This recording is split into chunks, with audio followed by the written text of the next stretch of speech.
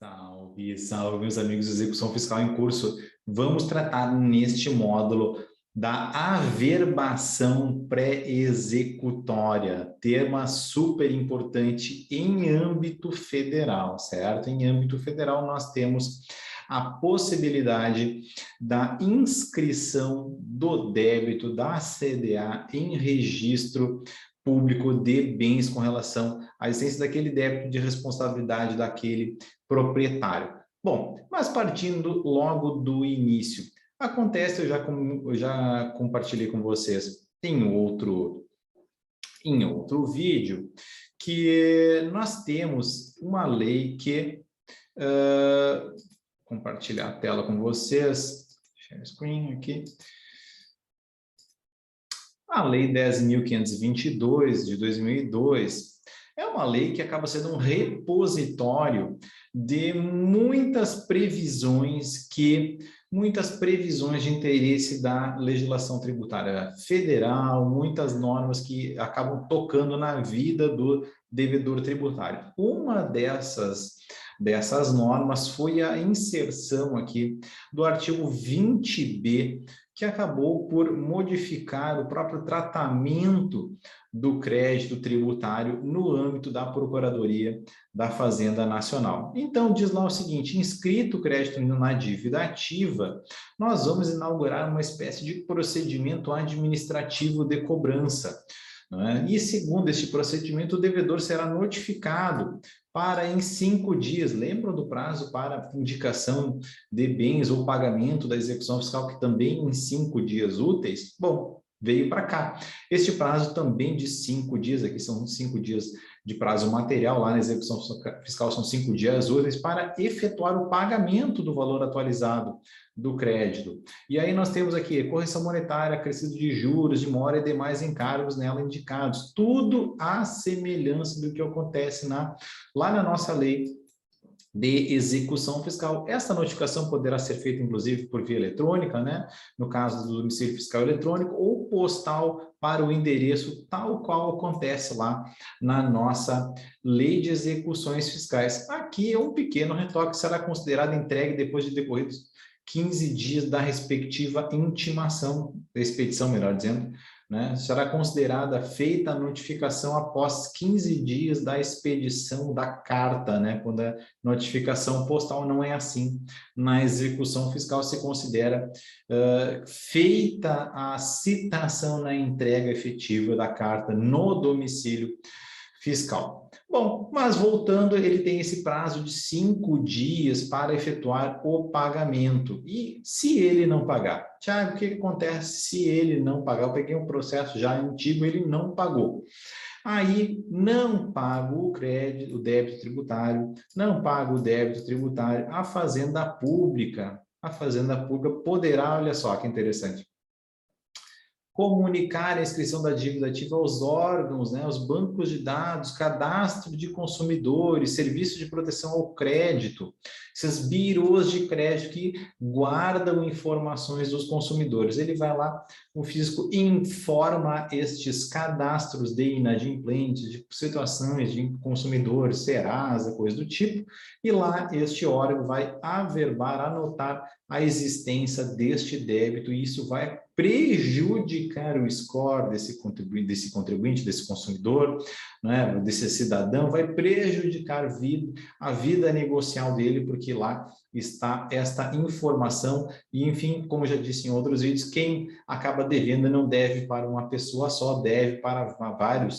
vários outros credores, e o fisco não está afastado disso. Bom, então ele vai comunicar a negativação autônoma, certo? Além dessa negativação autônoma, neste procedimento administrativo de cobrança, ele vai também averbar. Lembra que eu falei num outro vídeo que o ato de averbação é um nome técnico pelo qual nós fazemos constar na matrícula imobiliária a informação de que aquele determinado proprietário é devedor de um determinado débito tributário. É assim lá no arrolamento, quando a gente averba a existência do arrolamento fiscal previsto lá na Lei 9.532 de 97, este arrolamento vai ser inserido na matrícula do imóvel daquele devedor, porque aquele imóvel foi, enfim, listado como um dos bens a serem acompanhados para se evitar fraude à execução. Muito bem, então aqui ele vai averbar, tal qual acontece com outros atos, isso inclusive por meio eletrônico, por exemplo, com uma informação transmitida de forma eletrônica, a existência desta certidão de dívida ativa, a existência desta certidão de dívida ativa nos órgãos de registro de bens e direitos. Por exemplo, registro de imóveis, registro lá no prontuário de veículos, enfim, de embarcações, de aeronaves, de títulos mobiliários, enfim, quaisquer outros bens ou direitos sujeitos a registro público. E estes bens ou direitos, porque são sujeitos a registro público, estão sujeitos também a serem ou penhorados ou arrestados na execução fiscal. Certo? E aqui está, portanto, esse procedimento administrativo de cobrança, né, trazido por esta inserção do artigo 20b nesta nossa Lei 10.522, que é uma grande colcha de retalhos de normas de interesse da administração tributária federal e, portanto, da vida do contribuinte.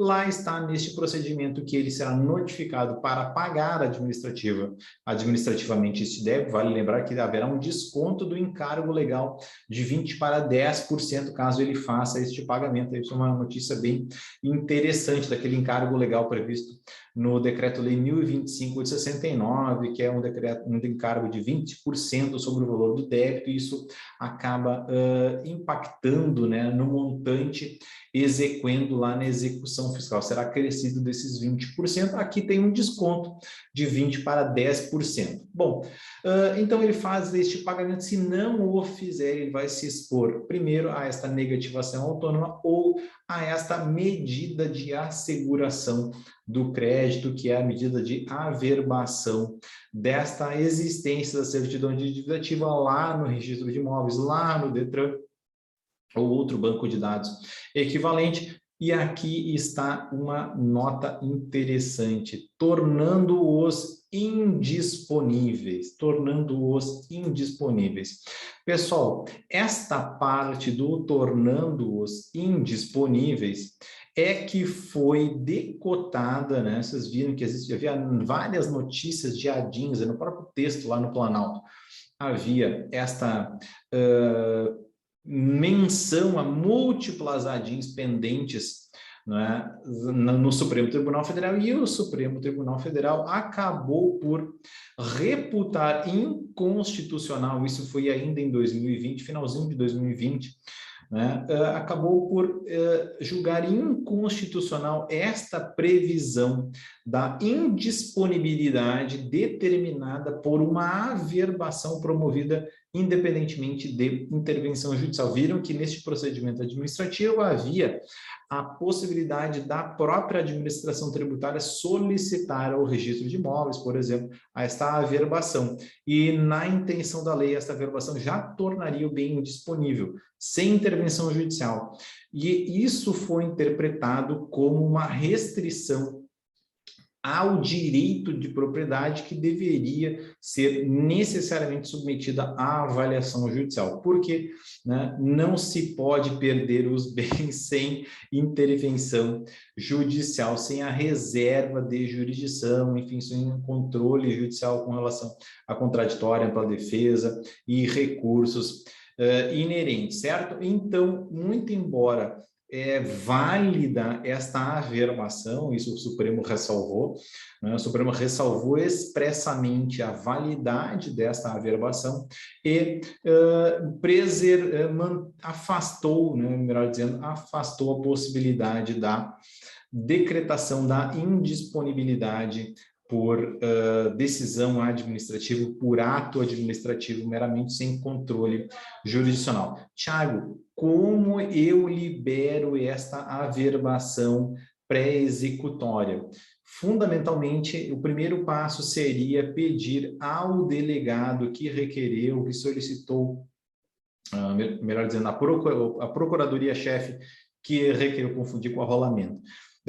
A procuradoria-chefe que requereu esta averbação pré-executória, pedindo o cancelamento desta averbação pré-executória no caso de haver pagamento, né, haver algo que impeça propriamente a execuibilidade daquele, que afete a execuibilidade daquele crédito, uma suspensão da exigibilidade, algo que macule o próprio crédito, pedir uma revisão daquele crédito inscrito, enfim, algo que impeça a execução, a prescrição, decadência, uma liminar em mandado de segurança, uma tutela de urgência num outro procedimento, não é, com relação à própria exigibilidade do crédito, ele pode pedir isso diretamente na via administrativa e pode, inclusive, demonstrar que não há risco de fraude à execução, porque a fraude à execução só acontece no momento em que há redução do devedor tributário à insolvência. Se o débito tributário é muito menor do que o patrimônio, ele pode alienar bens até o momento que aqueles bens acabem por retirar a própria garantia da responsabilidade patrimonial. Tá? Então, ele tem débitos de 100 mil e tem um patrimônio de 1 milhão, ele pode alienar 900 mil sem risco de se tornar, praticar fraude à execução. Tá bem? Então, ele eventualmente pode requerer isso diretamente à via administrativa, requerendo o cancelamento, e o delegado, que é o que fez, e primeiramente, o pedido de averbação, poderá pedir o cancelamento desta averbação. Ainda, ele poderá, obviamente, requerer isso em juízo, né, através de mandado de segurança, se tiver ainda o prazo de 120 dias, com base nestas mesmas alegações, ou ainda, entendo eu, requerer diretamente ao registro de imóveis, já que a decisão foi proferida pelo Supremo em sede de controle de constitucionalidade concentrado, ou seja, em ADING, e essa decisão ela é obrigatória para todos, ela vincula todo o Poder Judiciário, administração e quaisquer outros órgãos, como inclusive os próprios registros de imóveis, e poderia haver ali uma averbação, esta é a minha opinião, averbação de que esta menção da existência daquele débito não retira a disponibilidade, né? Não retira a disponibilidade, porque o Supremo julgou inconstitucional a indisponibilidade, tudo mais foi mantido, mas ainda assim, havendo averbação daquela CDA no registro de imóveis, se poderia requerer para que fosse reconhecido que não há prejuízo à disponibilidade do bem. Então, são 3 caminhos, fundamentalmente, eu percorreria primeiro pela via administrativa, requerendo cancelamento da averbação pré-executória, né, com base em alguma questão de fundo do crédito, requereria em juízo, requereria eventualmente até perante o próprio registro de imóveis, no caso de haver uma negociação em curso, algo que eventualmente possa ser do interesse do contribuinte, ainda a ser confirmado, não tenho caso específico com relação a isso para compartilhar como exemplos, mas esta é, então, o tratamento da averbação pré-executória enquanto medida de reforço da recuperabilidade do crédito, e agora com a interpretação mais restritiva imposta pelo Supremo. Tá bem? Seguimos.